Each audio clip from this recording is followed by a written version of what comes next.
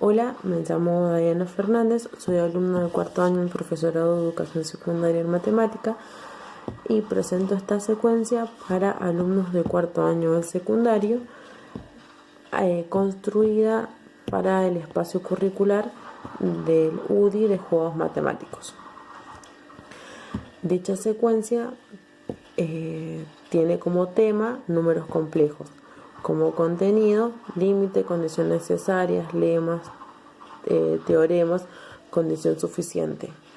El propósito de la secuencia es fomentar el trabajo en equipo con las actividades propuestas, lograr que los estudiantes se apropien del contenido relacionándolo a través del juego. Los objetivos son generar un buen clima de trabajo con sus pares, trabajar colaborativamente entre ellos, identificar el conjunto de números complejos, lograr el vínculo entre límite y variable compleja y por último resolver ejercicios que involucren funciones de variable compleja. Se trabajará con la bibliografía de Derrick Williams, variable compleja con aplicaciones. En el inicio de la secuencia se presenta a la docente los objetivos y los temas a trabajar. Luego se les pedirá a los alumnos que se agrupen de 3 o 4 personas para formar 4 grupos. La secuencia está planeada en el caso de que hayan 16 alumnos, pero se puede modificar para una mayor cantidad de ellos. Luego de la presentación y del que se agrupen, se les pide que recuerden los temas que estuvieron viendo con anterioridad. En ese momento la docente lo irá escribiendo en la pizarra y se les pedirá a los alumnos que también lo hagan. Se les dirá a los alumnos que lo copien en la carpeta colocando la fecha, el nombre de la materia, matemática, el tema, que es números complejos, y se les pedirá números complejos. Y se les pedirá que realicen un listado de los temas que estuvieron viendo anteriormente. En el caso de que no lo hagan o tengan ciertas dudas, la docente intervendrá y lo explicará. Se espera que los alumnos empiecen a nombrar las propiedades, cuáles son, también la representación gráfica, ¿sí? Y después, cuando lleguen al último tema que se ha visto, que sería límite, teorema, que estos temas fueron vistos con anterioridad. En el momento de que los alumnos empiezan a nombrar los temas que fueron vistos, se espera que se genere un ambiente de debate donde todos los alumnos participen de forma equitativa. Ya en el desarrollo de la secuencia se les explica a los alumnos que se va a proponer un juego relacionado con el tema visto en la última clase, que sería límite, teorema, condición suficiente, condición necesarias, lemas y funciones continuas de una variable. El juego se denomina ¿Quién tiene? Yo tengo.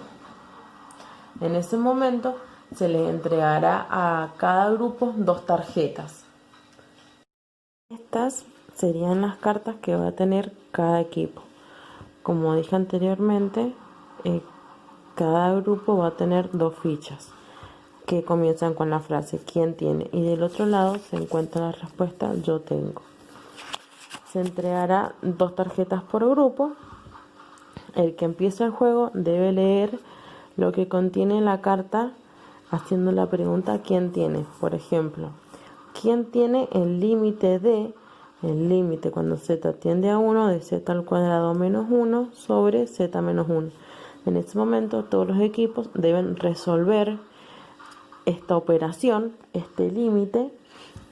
La docente lo escribirá en la pizarra para que todos lo puedan visualizar mejor.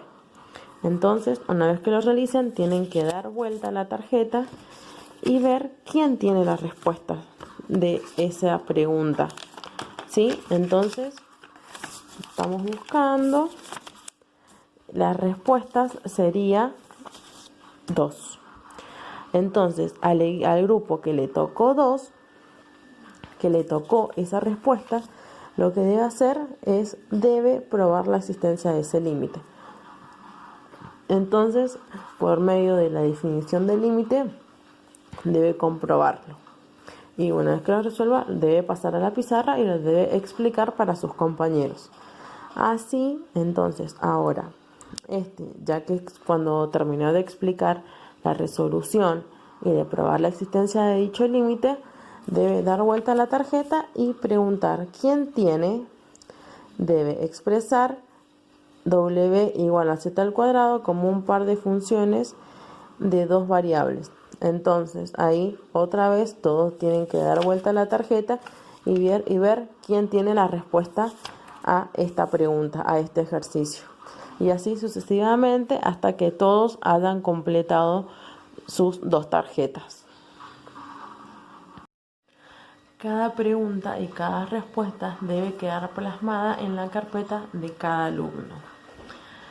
Mientras se resuelve los ejercicios, mientras se lleva a cabo el juego, la docente debe ir por banco resolviendo dudas, ya que se conoce que es un tema complejo que usualmente a los alumnos les suele costar.